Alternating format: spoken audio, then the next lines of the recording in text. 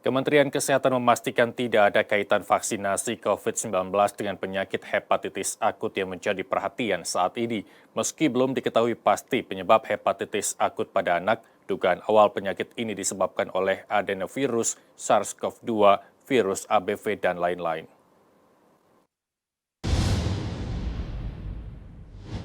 Hepatitis akut misterius menjadi salah satu perbincangan akhir-akhir ini.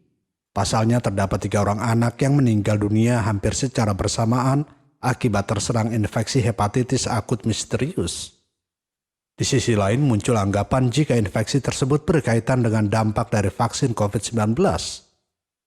Dokter spesialis anak di Rumah Sakit Cipto Mangunkusumo, Profesor Hanifah Oswari menegaskan jika penyakit infeksi hepatitis akut misterius tidak ada hubungannya dengan vaksin COVID-19. Prof. Hanifah menambahkan sampai saat ini juga belum ada bukti yang menunjukkan adanya kaitan penyakit hepatitis akut dengan virus COVID-19, melainkan adanya kejadian yang bersamaan. Pada kesempatan ini saya ingin menjelaskan juga bahwa banyak berita bahwa kejadian ini dihubung-hubungkan dengan vaksin COVID. Itu tidak benar karena kejadian hepatitis akut saat ini tidak ada bukti bahwa itu berhubungan dengan vaksin COVID.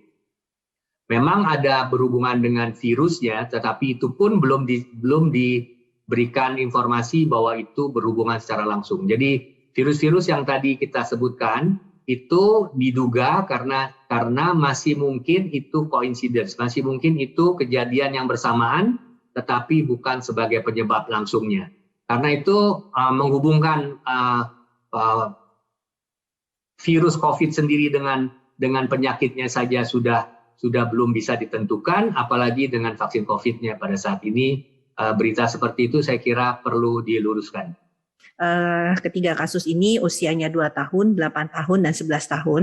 Yang 2 tahun itu belum mendapatkan vaksinasi, yang usia 8 tahun baru mendapatkan vaksinasi 1 kali, dan yang 11 tahun sudah mendapatkan vaksinasi. Ketiganya COVID negatif ya.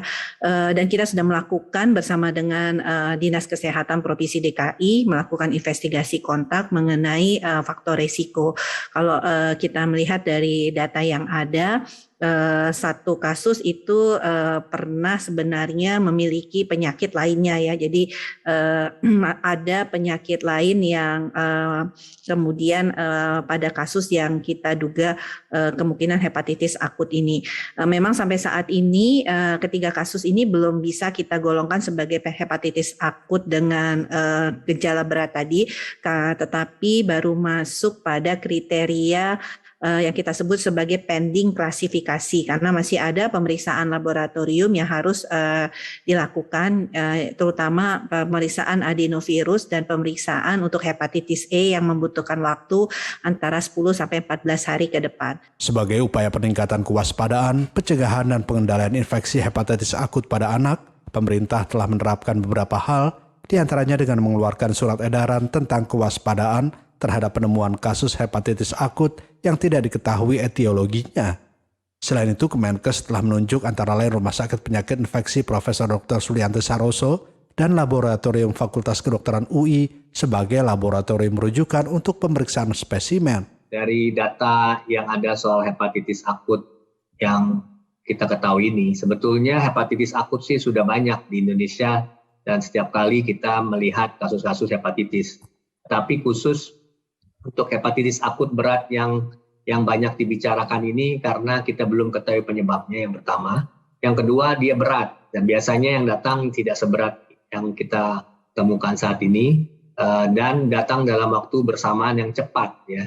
Dan umumnya penyebab yang biasanya itu hepatitis A, B, C, D, E, tetapi kasus yang ini bukan disebabkan oleh virus hepatitis A, B, C, dan E ini.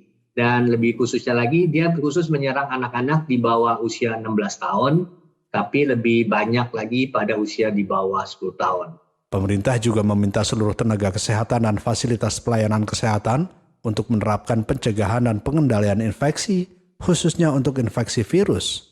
Selain itu juga diharapkan adanya rumah sakit rujukan di setiap kabupaten. Pada saat ini memang sudah ada laporan-laporan baik dari Jakarta penambahan kasusnya, maupun dari luar kota sudah ada laporan-laporan dugaan untuk keadaan penambahan kasusnya. Tetapi hal ini masih dalam investigasi apakah betul termasuk kriteria hepatitis akut berat seperti yang kita bicarakan ini atau bukan. Jadi sebenarnya sudah ada laporan tetapi belum diinvestigasi lebih lanjut, dan tentu akan dalam hari-hari mendatang kita akan dapatkan informasi yang lebih jauh.